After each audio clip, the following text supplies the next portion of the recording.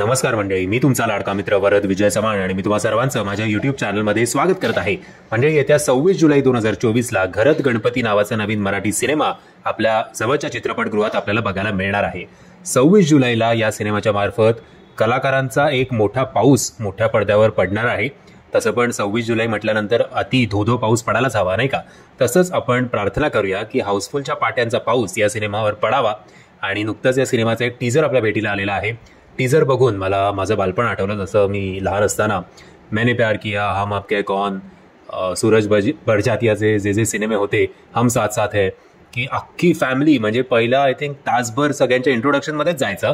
तसंच काहीसं या सिनेमाच्या बाबतीत सुद्धा होणार आहे, कारण या सिनेमाची स्टारकास्टच भली मोठी आहे. निकिता दत्ता, भूषण प्रधान, अजिंक्य देव, अश्विनी भावे, संजय मोने, शुभांगी लाटकर, शुभांगी गोखले, सुषमा देशपांडे, डॉक्टर शरद भुटाडिया, समीर खेडेकर, आशिष पाटोडे, परी तेलंग, रुपेश बने, राजसी भावे आणि दिव्य लक्ष्मी, एवढी मोठी स्टारकास्ट. आणि त्यात कोकणातल्या एका घरातली ही कथा.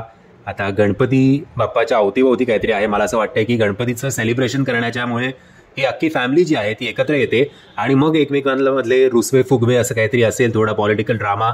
आणि मग इन द एंड गणपती जाईपर्यंत, बाप्पाला निरोप देईपर्यंत हे जे काही भांडणं आहेत घरातली ती कदाचित मिटून जातील असं एकंदरीत मला तरी हा टीजर बघून असं वाटतंय. किंवा माहिती नाही काय वेगळं असेल. लव्ह स्टोरी तर आहेच एक.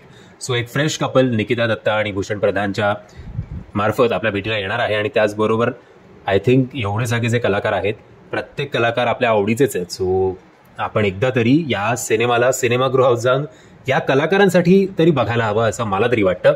म्हणजे जर हा टीजर बघितला नसेल, टीजरमधलं बॅकग्राऊंड, लोकेशन, सिनेमॅटोग्राफी सगळं उत्तम आहे. कलाकारांचे कॉस्ट्युम सुद्धा चकाचक वाटत आहेत.